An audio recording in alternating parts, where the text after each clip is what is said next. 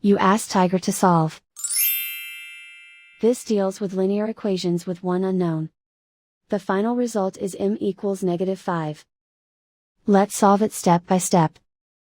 Simplify the expression. Expand the parentheses. Multiply the coefficients. Simplify the arithmetic. Swap sides.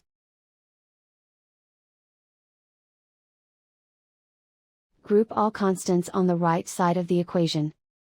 Add 18 to both sides. Simplify the arithmetic.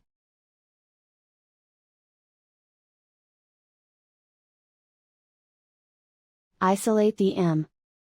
Divide both sides by 30. Simplify the fraction. Find the greatest common factor of the numerator and denominator.